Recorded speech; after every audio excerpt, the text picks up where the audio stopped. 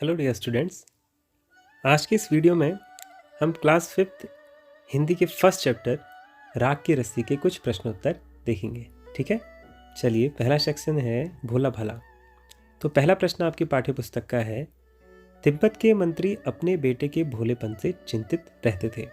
ठीक है, आपने कहानी में पढ़ा था ना कि जो तिब्बत के मंत्री थे वे अपने बेटे के भोलेपन से चिंतित रहते थे। अच्छा, आपके लिए प्रश्न है, तुम्हारे विचार से वे किन किन बातों के बारे में सोचकर परेशान होते थे? आपको यह लगता है कि वे क्या क्या सोचकर परेशान हुआ करते थे? तो इसका एक सैंपल उत्तर यह हो सकता है, तिब्बत के मंत्री सोचते थे कि कहीं उनके बेटे को कोई मूर्ख न बना दे, क्योंकि वो बहुत भोला था ना। कहीं उसके अत्यधिक भोलेपन का लोग गलत फायदा ना उठा लें, तो कोई भी उसको बेवकूफ़ बना देता। वह अपना जीवन कैसे व्यतीत करेगा, कोई लड़की उससे शादी करने को तैयार होगी या नहीं, आदि बातों को सोचकर वे परेशान होते थे। तो एक सैंपल आंसर ये हो सकता है, ठीक है, कि तिब्बत के मंत्री को लगता होगा कि उनका बेटा जो है बहुत सीधा साधा है, बहुत भोला है, तो कोई भी उसके भोलेपन का गलत फ़ायदा उठा सकता है, उसको मूर्ख बना सकता है। कल को वो पता नहीं वो अपना जीवन कैसे व्यतीत करेगा, कोई लड़की उससे शादी करेगी या नहीं करेगी। तो ये सब बातें सोच करके वो परेशान होते होंगे। ठीक है, फिर दूसरा है, तुम तिब्बत के मंत्री की जगह होती तो क्या उपाय करती? अगर आप तिब्बत के मंत्री की जगह पर होते तो आप क्या करते?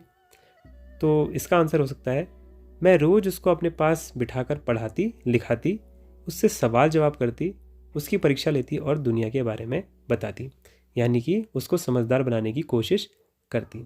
ठीक है, चलिए अब आगे बढ़ते हैं। अगला सेक्शन है शहर की तरफ। पहला प्रश्न है, मंत्री ने अपने बेटे को शहर की तरफ रवाना किया। आपने इस कहानी में पढ़ा था ना कि मंत्री ने जो है अपने बेटे को शहर की तरफ को भीड़ों के साथ रवाना किया था। तो इसमें आपसे पूछा जा रहा है कि मंत्री ने अपने बेटे को शहर क्यों भेजा था? तो इसका आंसर हो सकता है, मंत्री ने अपने बेटे को शहर इसलिए भेजा ताकि उसमें समझदारी आए और वह व्यवहारिक बने। ठीक है, अब इसी का अगला प्रश्न है, उसने अपने बेटे को भेड़ों के साथ शहर में ही क्यों भेजा? वो कहीं और भी तो भेज सकता था, उसने सिर्फ शहर ही क्यों भेजा? तो देखिए, शहर के ज़्यादातर लोग उसके लिए अनजान होते और कई तो बहुत होशियार भी होते हैं।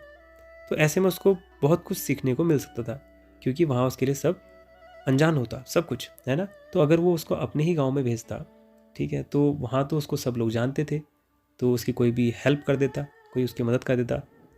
इसलिए उसने उसको शहर में भेजा ताकि वो खुद से कुछ सीख सके, है ना, क्योंकि वहाँ सब अनजान होते हैं। तो इसी कारण उसने अपने बेटे को भेड़ों के साथ शहर में भेजा। ठीक है, अब अगला प्रश्न है, तुम्हारे घर के बड़े लोग पहले कहाँ रहते थे? घर में पता करो।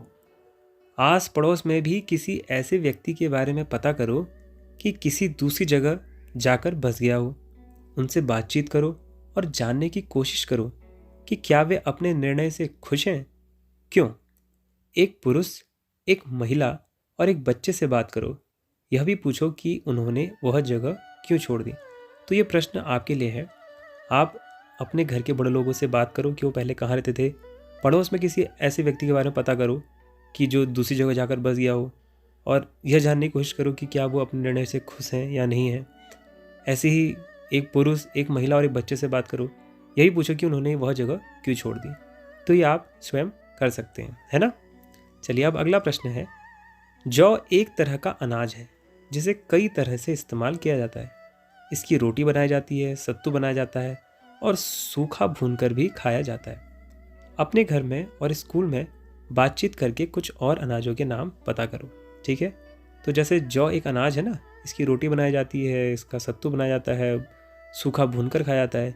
ऐसे ही कुछ और अनाजों के नाम आपको पता करके लिखने हैं। कुछ अनाजों के नाम मैं यहाँ पे आपको बता देता हूँ, जैसे गेहूँ, मक्का, बाजरा, जौ, धान और ज्वार। ठीक है, तो ये कुछ अनाज है। तो आज की वीडियो में हमने इन 2 सेक्शंस के कुछ क्वेश्चंस किए थे। अगली वीडियो में फिर हम लोग आखिरी क्वेश्चंस कंप्लीट करेंगे। आज आप ये क्वेश्चंस अपनी कॉपी में कर लेंगे। ठीक है, चलिए, थैंक यू सो मच।